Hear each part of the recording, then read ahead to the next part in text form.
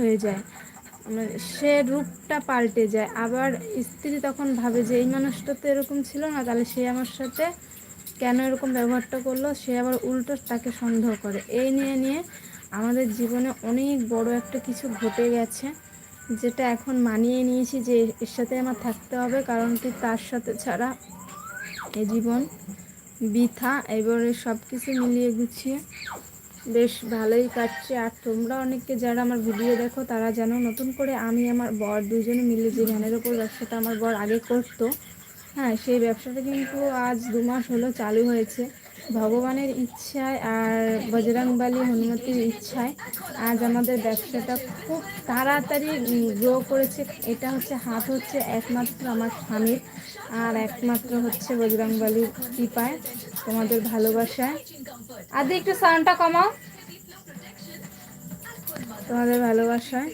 তো এর জন্য আমরা খুব ভালো আছি। কিন্তু আমি মন খুলে বলতে চাই, আমার বার কলকাতায় একটা দোকান নিয়ে ফেলেছিল, অনেক আশা করে যে ভ্যানের উপর দোকান, লকডাউনের মধ্যে কিন্তু ভ্যানের উপর দোকানটা খুলেছিল, তখন ভালোই চলছিল, প্রত্যেক দিন 700-800 টাকা করে।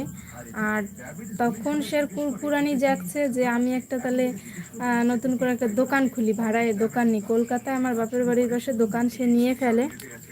1 মিনিট।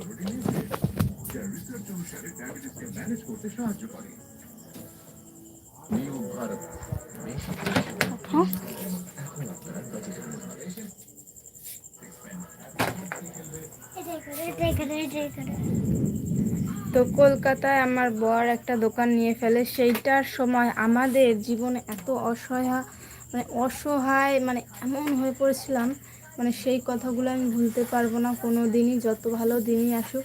তারপরে একেবারেই কিন্তু ব্যবসাটা বন্ধ করে দিয়েছিল। তারপরে আবার সে ব্যাঙ্গালোর চলে যায়, আবার বন্ধ করে দেয়। এখন এই 2 মাস ধরে আমি তাকে অনেক অনুরোধ করেছি যে গরম পড়ার আগে তুমি বাড়িতে বসেই কাজ করো, কারণ কি ট্রেন জার্নি করে তোমার জীবন একদম কয়লা হয়ে যাবে। সেই ভোর রাত্রে উঠে কলকাতায় যাওয়া, আবার রাত 12টা-1টা বেজে যায় বাড়ি আসতে। আমার বাড়ি হচ্ছে ঠাকুরনগর। আর বেচারা রোগ ধরে গেছিলো শরীরে। তারপরে আমি হনুমান পুজো করি, করে তার কৃপায় আজকে আমরা দুইজন মিলে একটা ভ্যানের ব্যবসা করি। কিন্তু টাকা মোটামুটি ব্যবসা করে পুষিয়ে যায়, ভালোই আসছে ভগবানের কৃপায়। কিন্তু ওই যে দোকানটা নিয়েছিলাম, দেনাদানি হয়ে গেছিলাম, ওই যে সুদ, ওইটা পিছু টান ছাড়ছে না।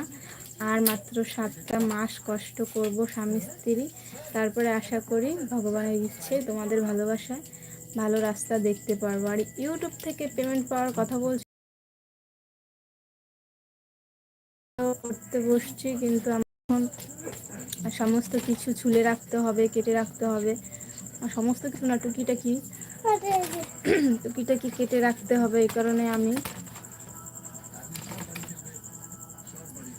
টাইম দিচ্ছি, কিন্তু আমার এই যে টাইমটা দিচ্ছি আমার কিন্তু রাত 11টা বেজে যাবে এই টাইমটা দেওয়ার কারণে। কারণ এই টাইমে কিন্তু আমি কাটাকাটি করি। এদিকে আমার ছেলে আমার স্ট্যান্ডটা বের করে দিয়েছে, ওইদিকে খোলো গিয়ে।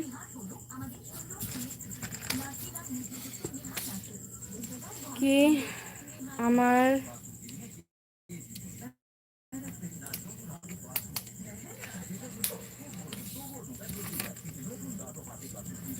কি আমিও ভিডিও বানাই, দেখেছো? আমি তোমার ভিডিও দেখেছি, আমার মনে হচ্ছিল।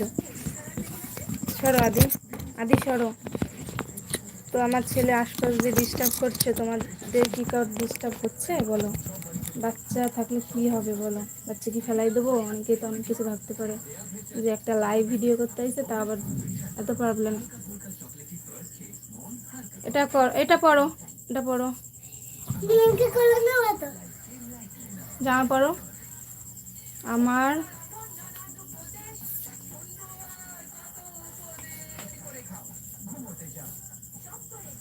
আচ্ছা, আমার কুকিং চ্যানেল আছে। আচ্ছা, তো সেটা আমি দেখি এমনি হয়তো বা কোনো শর্ট ভিডিও এরকমভাবে কিছু একটা দেখেছিলাম।